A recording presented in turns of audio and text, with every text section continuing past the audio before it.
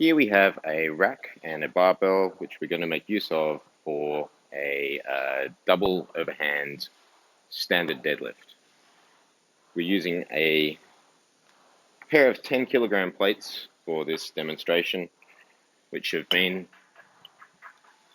suitably clipped in, ready to be picked up and dumped a bunch of times as part of the exercise.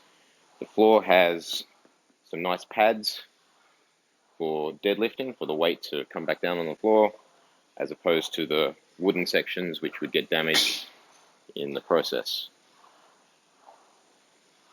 It is far easier to set up the barbell by attaching it to the rack at a low height, allowing you to slide plates on and off quite easily.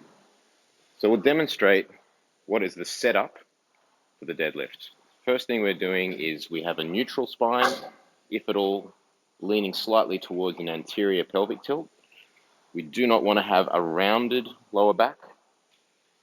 And in the case of the double overhand, it's just both hands reaching around the bar like this.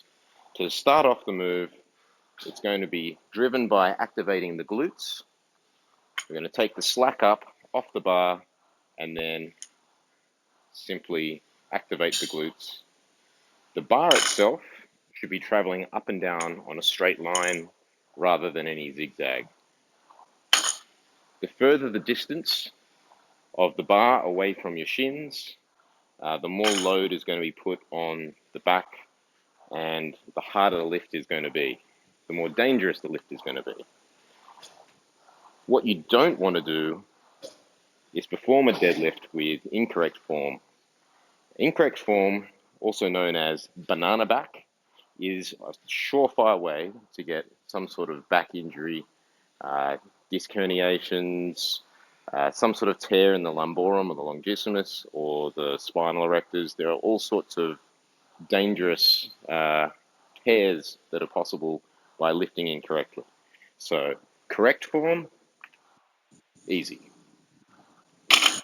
Incorrect form. This is not a deadlift. This is an injury.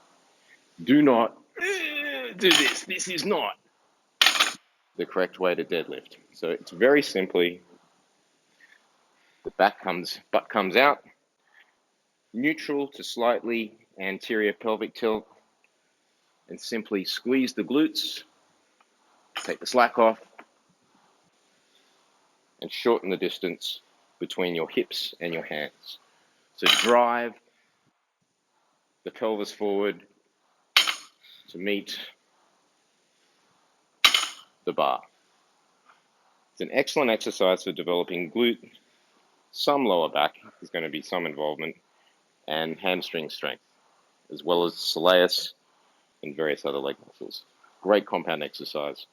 You'll see also some upper trap activation in stabilizing and holding the bar.